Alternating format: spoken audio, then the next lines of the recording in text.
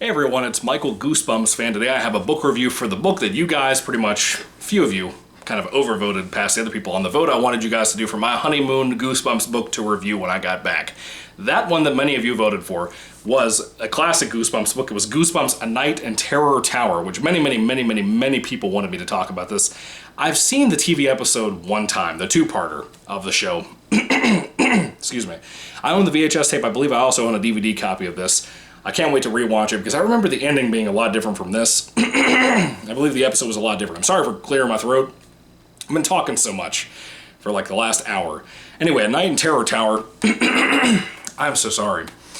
This book was so good. I know a lot of you folks recommended this to me. I want to thank you for that. A lot of people, like Grayson the Goosebumps Kid, one of my commenters and subscribers. Cool guy, really recommend him. A lot of you folks have been recommending these books to me, or this book in particular, for a long time. Of course, there is a sequel book of the Give Yourself Goosebumps Choose Your Own Adventure type.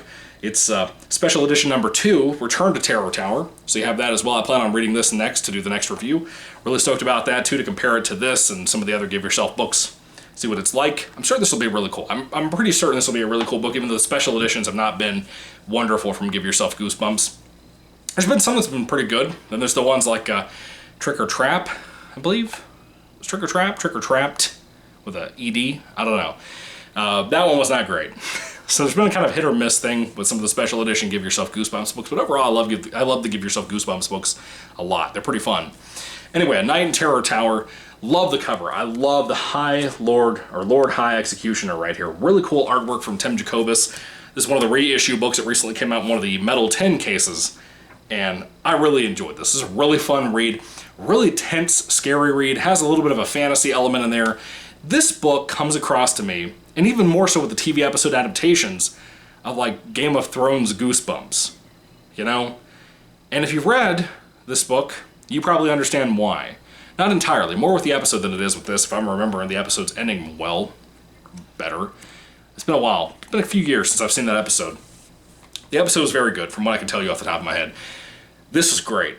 This was a really good book.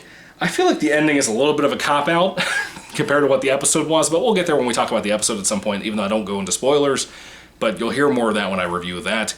This is a really solid book, essentially about a girl named Sue, and, not a boy named Sue, but a girl named Sue, and her little brother Eddie. Now they're in London, and I believe they're American, I believe is what they essentially say, I believe, and Eddie and Sue being more of the protagonist than Eddie is, but they're both there pretty much the entire story. They're going on a tour of a terror tower, which was a place where people were executed and tortured and all kinds of stuff in medieval times. They had like a Lord High Executioner and stuff walking around with a hood and all that stuff, just like here with the battle axe and all that. They had a tour guide and all that going on. There was somebody at this tour with like a black rim hat and a black cape and stuff. They kept staring at him. They didn't really understand what was up with this guy, what he was looking at. They kind of wanted to get in his business, but they decided not to, because he looked a little bit dangerous.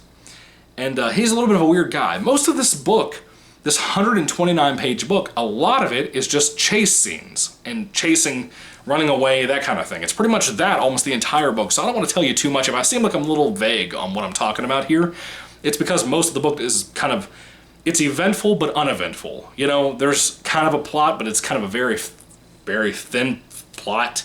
The finale is fantastic. The story twists and the plot twists and stuff towards the end of the book are fantastic.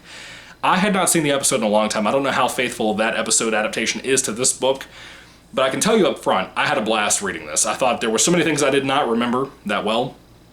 They were really just well done. Little hints dropped here and there throughout the story that works so well. And Goosebumps does well at that. R.L. Stine does well at that in his Goosebumps books, especially in these classic series books from the 90s. He does a very good job with that, for the most part, I would say. He does a great job here with this. It's just a very creepy, tense book. It's a really tense-filled book, and it will have you on the edge of your seat. I'll tell you that. There's a lot of times on the honeymoon when we were coming back, the last couple of days when I was reading this thing. I finished it today, as a matter of fact, before I got anything out there. It was pretty tense. It had me in a sense where I was watching a pretty good film at the time, and I didn't want to stop that movie. But I wanted to get some of this book read and try to get the review up for you guys tonight with all the other recordings I had to do anyway for you guys, for some content to give you for being gone for a week. And I wanted to get this out there for you folks. And I'm telling you, this book really had me on the edge of my seat. I did not want to put it down, just like I didn't want to put the movie on pause. and I'm glad I did. I read this kind of a little bit mixed in with King of the Hill a little bit. That was pretty fun. I love King of the Hill. Very different tones between these two. This is a very serious Goosebumps book, very much like Say Cheese and Die, Not a Living Dummy, One Day at Horrorland, kind of in that vein. It's fun, it's tense, it's wild and crazy and scary and all those things. A little bit of fantasy element in there, kind of like I said, but for the most part, it's just a chase scene, pretty much the entire book, and it will fly by. This book flies by. There's some really cool stuff here. Essentially, the reason they're in London, by the way, is because their parents are going to a conference, and they kind of leave the kids alone to go on a tour guide all day long of this terror tower place. So they're kind of just seeing all these different torture devices and different dummies and stuff inside of the terror tower, and it's really fun. It's a really fun read. I enjoyed it. If you like kind of, you know, at Halloween time, you have these places called haunts that are like jump scare houses, essentially. If you like that kind of thing, this is kind of a book designed like that with a little bit of fantasy thrown in there with the medieval stuff. It's not completely dedicated to fantasy. It's not completely dedicated to medieval times or the High Lord Executioner, whatever he's called, Lord High Executioner. I don't care what his name is. He was cool, even though he's barely in the book, really. I don't know. Kind of is, kind of not, a little bit. But it was fun. It was a really fun read. It had some really cool twists here and there, like I said. I don't want to tell you too much, that's why I'm being so vague. I'm sorry for being so absent and weird with this. I'm trying not to spoil anything for you. I want you to really go into this completely knowing nothing, essentially, and I think you'll have a great, great time. I think it's a very fun, wild ride. Eddie and Sue are really likable. Some of the more memorable Goosebumps characters, kind of like Carly Beth from The Haunted Mask. It really works. It really works, and I'd be kind of surprised if we'd ever get another sequel of just a standalone book, not a Give Yourself Goosebumps book or anything like that, that would like directly tie into this or be kind of a tie to this in some way, like the Terror Tower itself. But this is one of those things where with the TV episode, the VHS tape was always a Hollywood video when I would rent Not a Living Dummy 3 or Haunted Mask. I never wanted to see this episode, so I never saw it until I got older. Like I said, a few years ago was the first time I ever watched the TV episode. I haven't read the book until now.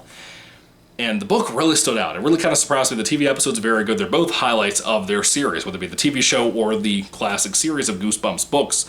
I highly recommend it. Night at Terror Tower, A Night in Terror Tower, excuse me. Really great book, really enjoyable book, highly recommended. Really fun one. Again, a very dark one, kind of like Say Cheese and Die. That book is probably darker than this, but this is pretty up there, man. I feel like, though, if I'm remembering, again, the ending of the TV episode adaptation two-parter thing, if I'm remembering it right, it had a way darker ending. It went to where I wanted this story to go, and I hoped that this book would be faithful to that. It was not.